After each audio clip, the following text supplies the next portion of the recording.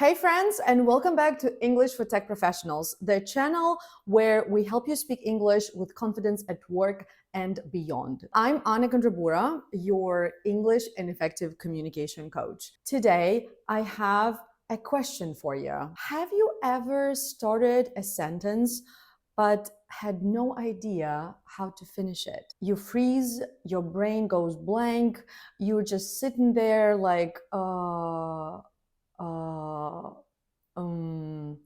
what should I say next?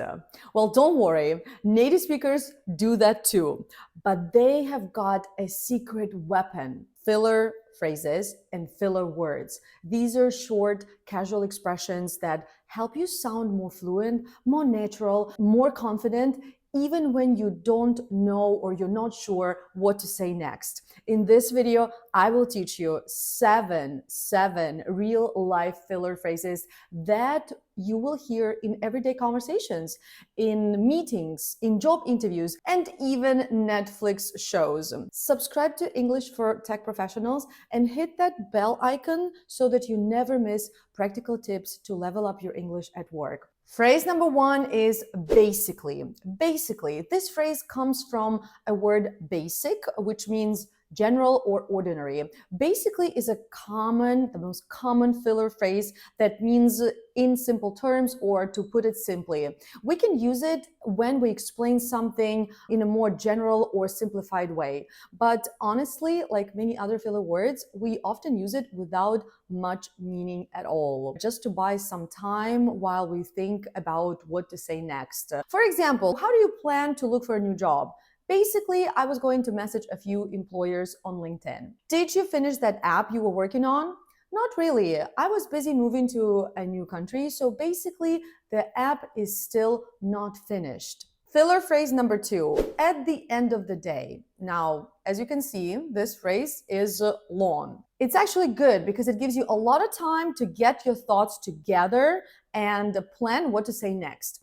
But it does actually have meaning, okay? It does have the meaning. At the end of the day means ultimately, or when you consider everything. Ultimately, when you consider everything, like finally. We use it when we want to summarize our final opinion, or when we want to summarize the most important point or thought in a conversation.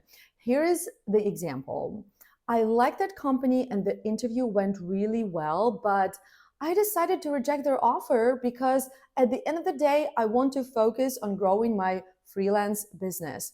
At the end of the day, ultimately, I want to focus on that. Here's another example. At the end of the day, all you need to do is to find your passion. At the end of the day, the long phrase that has a meaning buys you a lot of time. Phrase number three, I mean. Now, this is probably one of my favorite filler phrases, and I use it all the time if you listen to me. I mean, what's not to like about it? Did you hear it? Basically, we use this phrase when we adjust our message or add more detail. By the way, notice how I use filler phrases. I just used two. Let me know in the comments if you heard which filler phrases I've used. For example, should we cycle to work instead of walking?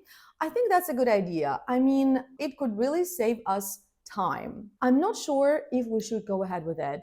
I mean, what if the users don't respond well? I mean, is that filler phrase that you can use just to kind of like rephrase or add more information to your original thought. Filler phrase number four, you know.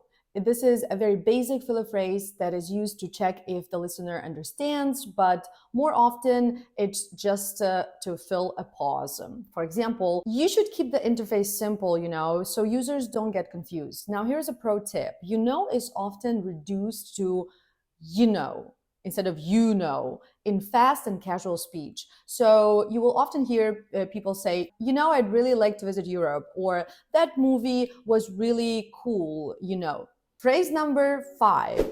So anyway, now this is a great filler phrase for when you want to return to the main point of discussion or you want to change the topic during a conversation. For example, it turned out that nobody knew how to use that tool, So anyway, we decided to go with an original plan, right?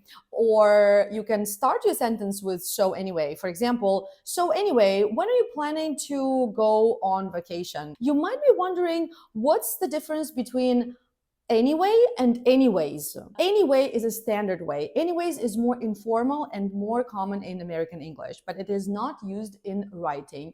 Anyway can be used in writing. Anyways is never used in writing. Phrase number 6 is so. You probably know this word very well and you probably know what it means already, but did you know that you can use it at the end of the sentence? This normally happens when you are unsure how to finish your sentence, or you want to leave some space for the other person to say something, to pitch in. For example, did you get a response from George? I emailed him this morning, so here's another example. I was going to ask Becky to help me with the project, but she's on vacation, so. And finally, phrase number 7, well. If you're not sure how to start your sentence, just start it with well. This softens your response or shows your thinking. Native speakers typically use this filler word particularly when answering a question or when giving an opinion. For example, if somebody asks you a question, you can start your answer with the word well, just like in my example. Here's a question. Have you ever thought about getting a pet? Well, I'd love to, but my building doesn't allow pets. Here's another example. Well, I think we can try a different approach. Well, I think we could try a different approach.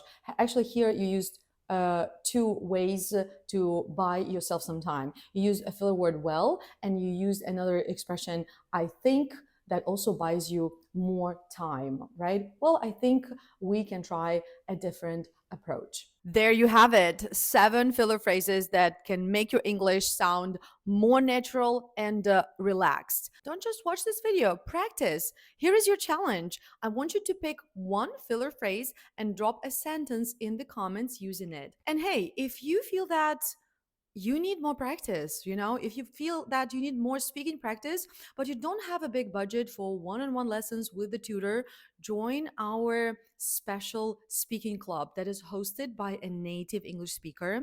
You can find more information and more details about the speaking club below, and also below you will find your special offer.